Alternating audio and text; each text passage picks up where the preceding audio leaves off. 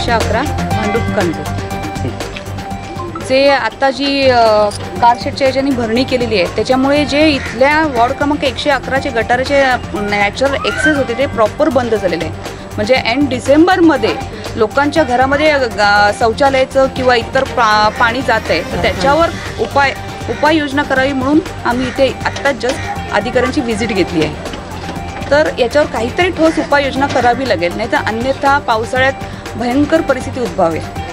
आत्ता मी त्यांना 2017 जेव्हा मी निवडून आली तेव्हा 2017मध्येच एक नाल्याची मागणी केलेली होती, परंतु आणि आमचा पाठपुरावा पण चालू होता. पण त्यावेळेस सॉल्ट पॅन हे सांगून आम्हाला आमचं प्रपोजल पुढे ढकललं.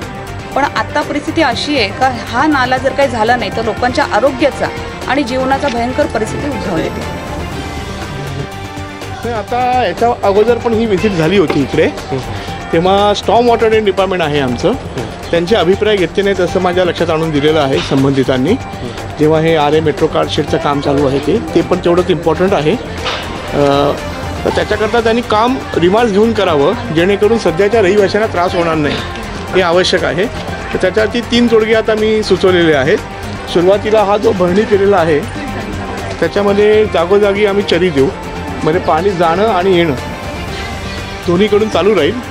भले ते संपूर्ण चालू राहिलं नाही तरी त्याला मार्ग राहतील. हा पहिला तातडीचा उपाय करून घ्यायला सुरुवात केलेली आहे ऑलरेडी, कामावर ती पूर्ण करून घ्या. दुसरं, मेट्रोवाल्यांना आम्ही साईट व्हिजिट करायला यांना पण त्यांचे हितसंबंध वापरून विनंती केलेली आहे आणि ते नक्की करतील माझा विश्वास. तिसरी गोष्ट, स्टॉर्म वॉटर ड्रेनचा नालाच बनवणं, जसा तो अर्ध्या पोर्शनला बनवलेला आहे. कुठून कुठपर्यंत साधारण रामनगर ते मेमन कॉलेज, रामनगरचे मेमन कॉलेज आहे ऑलरेडी, तिकडनं इथपर्यंत आपल्याला नाला बनवावा लागेल. कदाचित त्या झोपड्यांना विस्थापित करावं लागेल, त्यांना पर्यायी जागा देण्याची शक्यता आहे. तर त्या प्लॅनिंगवाल्यांकडून डिसिजन घेऊ, त्याच्यानंतर मला त्याच्यावरती बोलणं शक्य होईल. ही जागा सॉल्ट पॅन कलेक्टर आणि कोणी प्रायव्हेट बिल्डर यांच्या ओनरशिपच्या डिस्प्यूट्समध्ये बरीच वर्ष डेव्हलप झालेली नाही आणि तो वाद असल्यामुळे सध्या हायकोर्टने हे काम स्थगिती दिलेली आहे. मी ते हनुमान गल्लीमध्ये राहतो. सध्याची जी परिस्थिती आहे जी मेट्रो कारशेडचं, त्याच्यामुळे जो नाला खोदला गेला त्याची जी ॲक्च्युअली जी खोली होती त्यापेक्षाही डीप खोदला गेला आहे. त्याच्यामुळे पाण्याचा सोर्स जो ज्या ह्याच्यामध्ये जायचा होता तो जात नाही आहे आणि त्याच्यामुळे 26ला जसं पाणी भरलं त्याहीपेक्षा दुप्पट पाणी भरण्याची शाश्वती आहे इथे. आणि सध्या हे कोविडचं वातावरण आहे, ह्या नाल्यामुळे एवढे मच्छर झालेले आहेत की आम्हाला 6 वाजता आमची घरं बंद करावी लागत आहेत, तरीसुद्धा ते प्रमाण जास्त आहे. तर कोविडच्या दुसऱ्या रोगराईला आम्हाला सामोरं जावं लागणार आहे.